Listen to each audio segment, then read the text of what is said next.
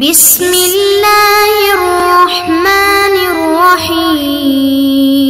بسم اللہ الرحمن الرحیم، الحمد للہ وکفا وسلام علی عبادہ الذین اصطفیٰ، اما بعد۔ عزیز طلبہ، اصول افتاء و آدابہ کتاب کی آج ہماری یہ نشست نمبر 78 ہے، اور آج کی نشست میں ہم اس بحث کا ترجمہ پڑھیں گے جس کا خلاصہ ہم نے گزشتہ نشست میں مکمل پڑھ لیا تھا، اور وہ ہے تغیر الاحکام لسد الذرائع، کہ سد ذرائع کے لیے احکام کی تبدیلی۔ الوجہ الرابع لتغیر الاحکام و سد الذرائع، فرماتے ہیں کہ چوتھی صورت احکام میں تبدیلی کی وہ ہے سد ذرائع۔ تو فرماتے ہیں کبھی ایسا ہوتا ہے کہ ایک کام اپنے اصل کے اعتبار سے تو جائز اور مباح ہوتا ہے، لیکن چونکہ وہ کسی ممنوع کام کا ذریعہ اور واسطہ بن رہا ہوتا ہے، اس لیے اس کو روک دیا جاتا ہے۔ اب یہ ذریعہ اور واسطہ بننا کبھی ایک زمانے میں زیادہ قوی ہوتا ہے اور دوسرے زمانے میں اس کا اتنا احتمال نہیں ہوتا، لہٰذا اس زمانے کی تبدیلی سے بھی احکام میں تبدیلی واقع ہو جاتی ہے۔ سد ذرائع کے احکامات میں کچھ آنے والے سطور کے سامنے حضرت فرماتے ہیں کہ میں پیش کروں گا۔ سب سے پہلے تعریف الذریعہ لغتاً و شرعاً، کہ ذریعے کی لغوی اور اصطلاحی تعریف کیا ہے۔ الذریعہ فی اللغہ، فرماتے ہیں کہ ذریعہ لغت میں وسیلے کو کہتے ہیں جیسے قاموس میں، اور وسیلہ اسے کہتے ہیں جس کے ذریعے انسان کسی دوسری چیز تک پہنچا جائے۔ فقہا کے اصطلاح میں ذریعے کی تعریف علامہ ابن رشد رحمہ اللہ نے یوں کی ہے کہ الذرائع ہی الاشیاء التي ظاہرها الاباحہ ويتوصل بها الى فعل محظور، کہ ذرائع وہ چیزیں ہیں جس کا ظاہر تو یہ ہے کہ مباح ہے لیکن ان کے ذریعے کسی ممنوع فعل تک رسائی حاصل کی جاتی ہو۔ اور علامہ قرطبی رحمہ اللہ نے اس کی تعریف ان الفاظ میں کی ہے، ذریعہ ایسے کام کو کہتے ہیں جو اپنی ذات کے اعتبار سے ممنوع نہ ہو لیکن اس کے ارتکاب سے کسی ممنوع کام میں پڑ جانے کا خوف ہو۔ اب دلیل فرماتے ہیں کہ سد ذرائع کے اعتبار کی دلیل اس باب کے اندر اللہ تعالیٰ کی وہ ارشاد جو ہے وہ اصل ہے، جو یہ ہے کہ وَلَا تَسُبُّوا الَّذِينَ يَدْعُونَ مِن دُونِ اللَّهِ فَيَسُبُّوا اللَّهَ عَدْوًا بِغَيْرِ علم۔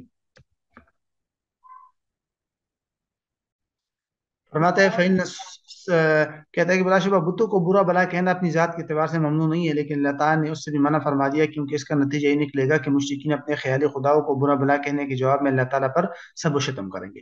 انواع الذرائع، یہاں سے ذرائع کی جو دو قسمیں ہم نے پڑھی تھی اس کی تفصیل ذکر کریں گے۔ ثم ان الذرائع علی نوعین، فرماتے ہیں کہ پھر ذرائع کی دو قسمیں ہیں۔ ایک وہ ذرائع جنہیں خود شارع نے شریعت کی نصوص میں کسی نص کے ذریعے روک دیا ہو، جیسے قرآن مجید نے مذکورہ آیت مبارک میں مشرکین کے مزعومہ خداؤں کو برا بلا کہنے سے روکا ہے، یا جیسے اللہ تعالیٰ کے رسول نے ربا الفضل کو حرام قرار دیا کیونکہ ربا القرض کے لیے وہ ذریعہ بن جاتا ہے۔ تو یہ ہے، یہ اس کی مثال ہے۔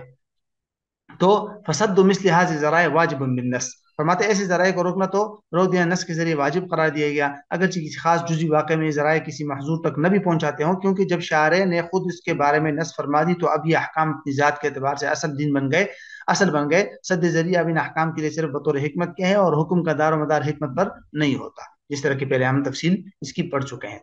دوسری قسم فرماتے ہیں کہ دوسری قسم وہ ہے وہ ذرائع کہ جن کو روکنا خود شارع کی طرف سے تو ثابت نہیں، لیکن جس ممنوع کام تک یہ ذرائع پہنچاتے ہیں ان سے روکنا شریعت سے ثابت ہو، یعنی وَهَذَا النَّوْعُ مِمَّا يُمْكِنُ، یہ ذرائع کی جو یہ قسم ہے، فرماتے ہیں کہ ذرائع کی اس قسم کے بارے میں ممکن ہے کہ اس کا حکم زمانہ کے حالات کے اعتبار سے مختلف ہو۔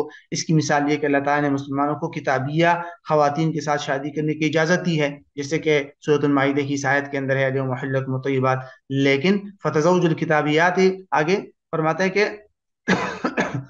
قرآن مجید کی اس نص کی وجہ سے کتابی عورتوں سے نکاح کرنا فی نفسی تو جائز ہے، اور قرآن مجید نے اس سلسلے میں کوئی کراہت بھی ذکر نہیں کی، لیکن جب سیدنا عمر کے اپنے زمانے میں دیکھا کہ اس کے نتیجے میں بہت سے مفاسد پیدا ہو رہے ہیں تو انہوں نے لوگوں کو اس سے روک دیا، یہاں تک کہ حضرت حذیفہ بن یمان کو یہ حکم دیا کہ وہ اپنی یہودیہ بیوی کو اپنے آپ سے جدا کر دے۔ فقط اخرجہ امام محمد، یہ وہی جو ہے حدیث ہے جس میں حضرت حذیفہ بن یمان کو جو ہے اس بات سے منع کیا گیا۔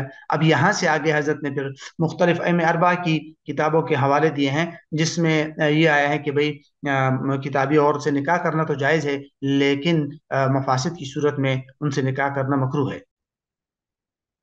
جیسے امام محمد جو ہے وہ اس اثر کو ذکر کرنے کے بعد فرماتے ہیں کہ وَبِهِ نَأْخُذُ لَا نَرَاهُ حَرَامًا وَلَكِنَّا نَرَىٰ أَن يُخْتَارَ عَلَيْهِنَّ نِسَاءُ الْمُسْلِمِينَ وَهُوَ قَوْلُ أَبِي حَنِیفَہ رحمہ اللہ، کہ بھئی ہم اس کو حرام تو نہیں سمجھتے، لیکن ہماری رائے میں مسلمان عورتوں کو کتابی عورتوں کے مقابلے میں ترجیح دینی چاہیے، یہی امام صاحب کا قول ہے۔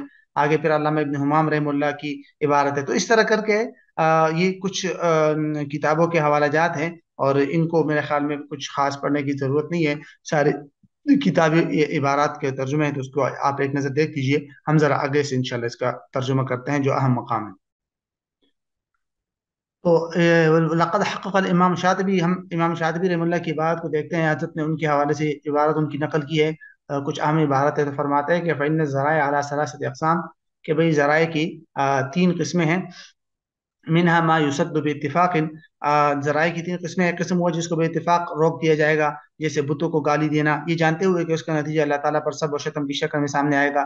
इसी तरह दूसरे शख्स के वालिदैन को गाली देना, जब उसका नतीजा ये निकले कि दूसरे शख्स के वालिदैन को जवाबन गाली देगा। हदीस पाक में भी इसको खुद अपने वालिदैन की गाली देने वाला शुमार किया गया है। इसी तरह मुसलमानों के रास्ते में कुआं खोद देना, जबकि यकीन हो कि इसमें कोई गिरेगा, और नीज खाने पीने की चीज़ों में जहर मिला देना, जिन अशिया के मालूम हो कि मुसलमान उन्हें इस्तेमाल करेंगे। अमीन हमारा युशद्दु बित्तिफ़ाक़िन, दूसरी किस्म वो है जिनको बेइत्तिफ़ाक़ नहीं रोका जाएगा। जैसे कोई शख्स ये चाहता हो कि वो अपने गल्ले के बदले में उसी जिन्स का गल्ला उससे बेहतर या उससे घटिया खरीद ले, तो वो उसके लिए ये हीला इख्तियार करता है कि पहले अपना सामान यानी पैसों के बदले बेच देता है, ताकि फिर उस सामान पैसों के जरिए वो अपना मकसद हासिल कर ले। बल्कि तमाम तजारती कामों का यही हाल है, क्योंकि तजारतों का मकसद यही होता है कि ताजिर अपने दराहम को खर्च करके सामान खरीदता है, और कि इस हीला और जरिए से वो पहले से ज्यादा दराहम हासिल कर ले। तो ये है वो दूसरी किस्म। तीसरी किस्म जो है वो देखते हैं अल्लामा शातिबी मिनहा, और तीसरी किस्म फिर उन्होंने अल्लामा शातिबी रहमतुल्लाह ने जिक्र किया है, जिसमें इख्तिलाफ है कि उन जराए को रोका जाएगा या नहीं। और हमारा मसला, इन्होंने बेईने की तरफ इशारा कर रहे हैं। कहते हैं कि जो हमारा मसला है इसी किस्म में से है, हम अभी तक इसके हुक्म की बयान करने से फारग नहीं हुए, उस सिलसिले में इख्तिलाफ की बहस जो है वो बाकी है। और आगे फिर उन्होंने वो खुलासा जिक्र किया है उस हवाले से। बहरहाल यहाँ हजरत ने फिर असल जो उसूली मसला है उसका खुलासा इन अल्फाज में दिया है। ये जरा ये देखिए, बड़ा अहम है। फरमाते हैं कि खुलासा ये हुआ कि फ़ुक़हा ने सद्द ज़राए को एक मोतबर कायदा मानते हुए कई अहकाम की बुनियाद इस पर रखी है। इस कायदे पर मबनी मसाइल के बारे में गौर व फिक्र करने के बाद ये वाज़ेह होता है कि जब ये बात साबित हो जाए कि कोई जायज़ काम यकीनी तौर पर गालिब गुमान के दर्जे यकीनी तौर पर या गालिब गुमान के दर्जे में किसी नाजायज़ काम तक पहुंचा देगा, तो ये जायज़ काम भी ममनू और नाजायज़ हो जाएगा। एक, लेकिन अम्मा इदा कान वक़ूफ़ फिल महज़ूर, अगर नाजायज़ काम में मुब्तला होने का सिर्फ एहतिमाल हो, यकीन या गालिब गुमान ना हो, तो फिर जायज़ काम पर सराहतन आदमी जवाज़ का हुक्म तो नहीं लगाया जाएगा, लेकिन मुफ्ती ऐसी मुनासिब ताबीर इख्तियार करेगा कि मुस्तफ्ती जायज़ काम से रुक जाए। मसल के तौर पर यकूल कि वो ये कहे ला यंबगी लक, तुम्हारे लिए मुनासिब नहीं है, हाँ? या ये कह दे कि मैं आपको इजाजत नहीं देता, या ये कह दे इससे बचना मुनासिब है, इस तरह कह दे मैं आपको मशवरा नहीं देता, इस तरह करके। और आगे फिर वही मिसाल है कि हजरत अली ने जो आप सल्लल्लाहु अलैहि वसल्लम ने जो हजरत अली को रोका था कि अबू जहल की बेटी से निकाह न करे, तो उसको भी वहां पर भी वाज़ेह तौर पर हराम नहीं करार दिया था, बल्कि एक मशवरा के तौर पर मना किया गया था। तो बहरहाल ये हमारी फसल सादिस मुकम्मल हो गई, और इस आगे की इबारत के तर्जुमे की खास ज़रूरत तो नहीं है। तो इंशाल्लाह इसके बाद की जो वो है अल-फ़स्ल साबिअ, सातवीं फसल हमारी शुरू हो जाएगी, और उसका मौजू है अहकामुल इफ्ता व मनहजहु, यानी फतवा के अहकाम और फतवा के मनाहिज। तो उसको इंशाल्लाह फिर हम अगली नशिस्त में देखेंगे।